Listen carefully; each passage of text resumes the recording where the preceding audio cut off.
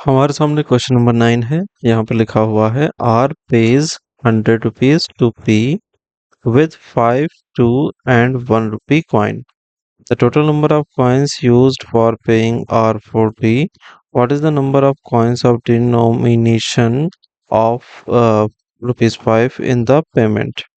Are ने P को 5 रुपए, 2 रुपए और 1 रुपए के सिक्कों के साथ 100 रुपए का भुगतान किया। भुगतान के लिए उपयोग किए गए सिक्कों की कुल संख्या 40 है। भुगतान में 5 रुपए की के सिक्कों की संख्या कितनी है? देखिए, एक तो तरीका यह है कि जैसे मान लीजिए 10 रुपए है, तो हमने ले लिया 5 रुपए का एक सिक्का। तो उसके बाद हम ले रहे हैं 2 रुपए के दो सिक्के और फिर हम ले रहे हैं 1 रुपए का सिक्का। तो 5 रुपए ये हो गए और 5 ये हो गए, दोनों मिलकर के कितना हो गया? 10 हो गया। तो ऐसे ही अगर ये 100 होगा तो यहाँ पर ये जो है कितना बढ़ जाएगा? इसको इसकी वैल्यू 50 होनी चाहिए, ठीक है। तो ऐसे में हम 5 के 10 सिक्के लेंगे। 2 के कितने सिक्के हो जाएंगे? 2 के पहले देखिए आपके पास 2 सिक्के थे जब 10 रुपए की बात थी। अब 2 के सिक्के जो हैं वो 20 हो जाएंगे, ठीक है। अब 20 सिक्के ले लेंगे और इसी तरीके से एक के कितने? 10 सिक्के लेंगे। तो ये इसकी वैल्यू कितनी आई? 5 के सिक्कों की वैल्यू आई 50 और इसकी वैल्यू आई 40 और इसकी वैल्यू कितनी आई? 10। 40 और 10 50 और 50 100, ठीक है। सिक्के कितने हैं अभी हमारे पास? यहाँ पर 10 है, यहाँ पर कितने हैं? 10 हैं और यहाँ पर 20 हैं। तो सिक्कों की संख्या कितनी है? 40 है। तो एक कॉम्बिनेशन ये हो गया। लेकिन इसमें क्या है, जब आप देख रहे हैं कि आपके पास 10 सिक्के हैं 5 के, तो ऑप्शन में ऐसा देखने को मिल ही नहीं रहा है कि आपको 10 सिक्के दिए गए हों कहीं पे। या तो 18 है, 16 है, 17 है, 13 है। तो देखिए, बात हो रही है बड़े सिक्के की। हम एक काम करते हैं, छोटे वाले ऑप्शन को लेते हैं।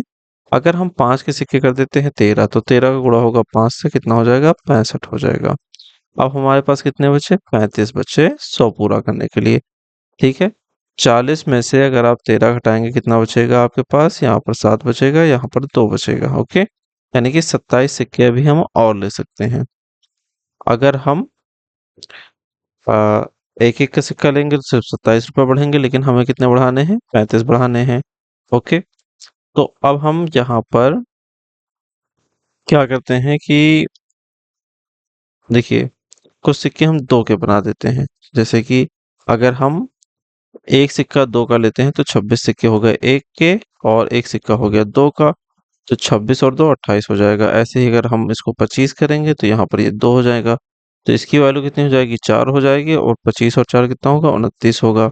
ऐसे ही जितना हम इसको कम करेंगे, मान लीजिए अभी हमने 24 किया तो ये हो गया 3, ठीक है। अब 30 पे हम पहुंच गए और अब हम यहाँ एक काम करते हैं कि हम ले लेते हैं 1 के 19 सिक्के, ठीक है।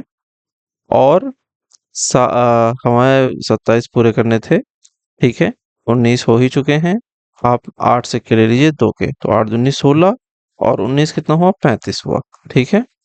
तो अगर आप 13 सिक्के लेते हैं 5 के, तो आपको 19 लेने पड़ेंगे 1 के और 8 लेने पड़ेंगे 2 के, ठीक है।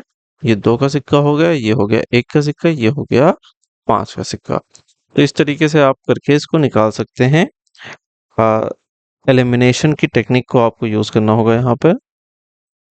आप देखिए कि अगर आप 18 के सिक्के यूज करते हैं तो 18 में 6 90 हो जाता है, ठीक है। कुल जमा 10 ही सिक्के बचेंगे। 18 और 10 28 सिक्के होंगे, ठीक है। तो 2 के सिक्के आप यूज ही नहीं कर पाएंगे और उनको यूज भी अगर आप एक का ही लेंगे तो भी आपके पास टोटल सिक्कों की संख्या कितनी पहुंचेगी? आपके पास टोटल सिक्कों की संख्या 28 पहुंचेगी। 16 पंचे 80 होता है, ठीक है।